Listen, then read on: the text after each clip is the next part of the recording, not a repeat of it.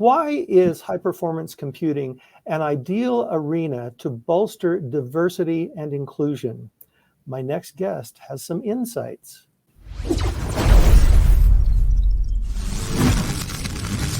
My name is AJ Lauer. I use she, her pronouns. I work at the National Center for Atmospheric Research, and I'm this year's SC21 Inclusivity Chair. And what does that mean you'll be doing? You've been busy. What will be happening with regard to that at SC? Well, the Inclusivity Committee has a goal of making our conference as welcoming to everybody who shows up as we possibly can make it. So regardless of where you're coming from, what your personal background is, what identities you may be bringing to the conference, our goal is to make SC as open and welcoming and great a place for you as it can be.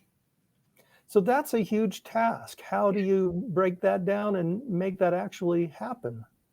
Well, one of the things that we did was to look back at feedback from several years worth of SCs to see how people were experiencing our conference. And so we took some feedback from those previous attendees and we said, okay, these are the things that we think are feasible for us to accomplish this year.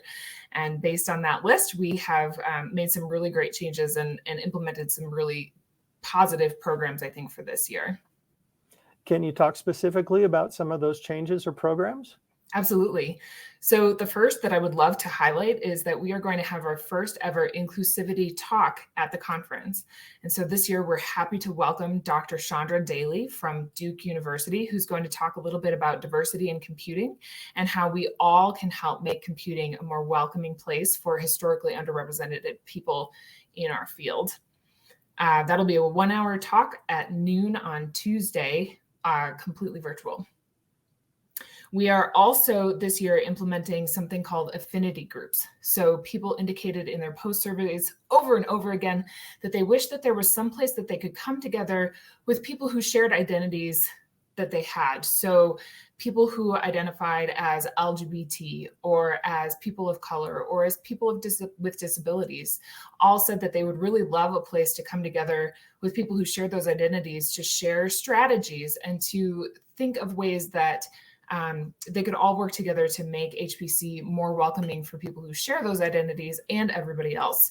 So this year, we're really excited to be offering 5 different affinity group sessions for people to come together with folks who share their identities. So I think you hinted about one of those. What are all 5 of them? So they are women, LGBT, people of color, Indigenous people, and people with disabilities are the 5 groups that we're specifically setting up. But if there's anything that anybody else wants to come together to chat with folks, we're happy to set up additional affinity group spaces. Excellent. Well, now I'd like to talk a little bit about why you are the ideal person to be doing this for SC21. Tell us what NCAR is and what you do there. So NCAR is the National Center for Atmospheric Research. My role there is the Outreach, Diversity, and Education Team Lead. So as part of that function, I run an internship program that has a goal of increasing representation of people with underrepresented identities in high-performance computing. I also serve as a diversity and inclusion facilitator for all of NCAR. So I facilitate a series of classes to help folks learn about diversity and inclusion and why it's important in the sciences. My doctoral research focused on the climate within high-performance computing on the whole and how people's experiences working in HPC may impact retention within the field. So I have a lot of experience in this area, specifically within HPC, but within other fields as well. So in that research you did, what did you find out? What is there kind of a typical experience that people have when they enter the HPC arena? Not really a typical experience. That wasn't really something that I could pull out by the mechanism by which I did my research, but I definitely found that the workplace dynamics within organizations within high performance computing do impact people's decision to stay in the field. So it showed that trust of supervisors was really impactful. People's perceptions of how they're treated are different So, for example, women of color perceived their organizations to be much less welcoming for women of color than everybody else thought that they were for women of color. And so that shows us that, maybe the rest of us are turning a blind eye or just aren't quite as aware of the experiences of people as we maybe should be. And so perhaps our field could use a little bit of empathy building and a little bit of understanding building. So speaking of building empathy and awareness, I know that you did some training with the leaders of the SC21 conference a couple of weeks ago. Tell us how that went. I think it went really well. I was really pleased with how well everyone engaged with us. Sometimes when you do diversity and inclusion training, especially when you're pulling in people from lots of different organizations who may or may not know each other very well, it can be hard to establish trust and have folks really participate in the conversation. But I was very pleased with the participation and the engagement of our team in those sessions. I think people learned a lot. We focused specifically on diversity within the conference setting and why that's important and why people need to be aware of inclusivity issues with all aspects of the conference. And by the end, people were talking about, here's some changes to policy we can make here, and here's an update to a requirement we can make there in order to make the conference more inclusive. So I think it was really successful, and I'm happy with some of the changes that I'm seeing come out of it, even just within the last couple of weeks. What is the answer to that question about why this is important? Why it's important for conferences? Right. In the situation that you're in, your role with SC21, why do this? So, the research shows over and over again that when people are able to bring their whole selves into a workspace, they're able to be more productive. They're able to be more creative. And I think that's so important within high performance computing, right? We are at the bleeding edge of computing. And if people can't really focus on the science because they're worried about, is this person only talking to me this way because I'm a woman or because I'm a person of color, then they're not going to be able to bring their whole brilliant selves into the room. And so when we're talking about a conference space, it works that way at conferences as well. We really want people to be able to focus on the science and focus on the engineering and the creativity and the making connections without having to worry about potential negative impacts or influences from identities that they're bringing into the room. So the more inclusive that we can make the conference, the more we can encourage our attendees to also have that mindset and be really open to everybody who enters the room. I know you asked for feedback to this training that you did with the SC21 leadership. What kinds of responses did you get there?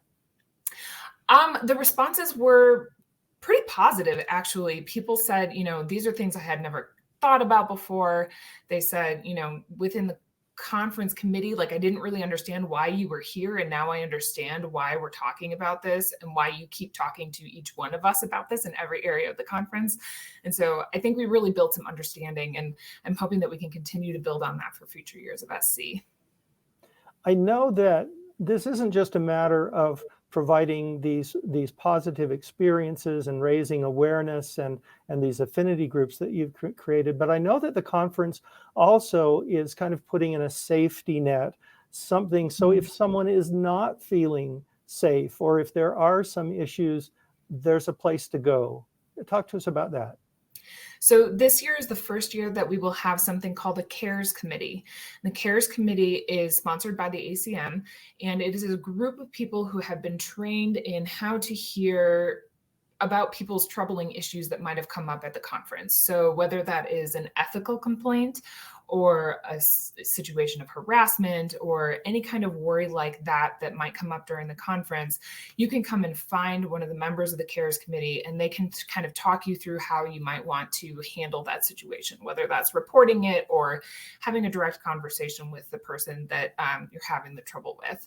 And so the CARES Committee will be available in the Inclusivity office throughout the conference. You can always stop by the Inclusivity office. And if the CARES folks aren't there, we will always have someone from the committee who's available to chat as well.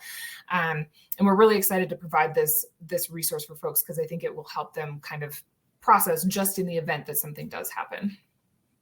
So I know the conference is both virtual and online. Is that available to people who are experiencing it online as well? Yes, they will have an email address that will be monitored throughout the conference that you can shoot an email to and someone will respond. Now I know you are going to be there live and in person. Tell us why you're excited about SC21 this year. You know, we have put a lot of work into this conference, and it has been a bit of a moving target. I mean, if you think about the ups and downs of the pandemic and all of the things that we've all been through in the last 18 months, I'm really excited to see all of our work come to fruition and to get to meet some people in person that I've only ever spoken to online, and just to kind of be back in that SC space and see the fruits of our labor and, you know, all this, how all of this work has come together. All right. So AJ, anything that you wanted to talk about that I didn't ask you about? I don't think so. I'm really excited to see everyone. If you are in person, please feel free to stop by the Inclusivity office. Like I said, we'll have people there throughout the entire conference, and we're just happy to hang out or answer questions or help out in any way that we can. Well, thank you so much, AJ Lauer, the Inclusivity Chair for SC21. Thanks for being with us on this edition of SC21 TV. Thanks so much, Rich.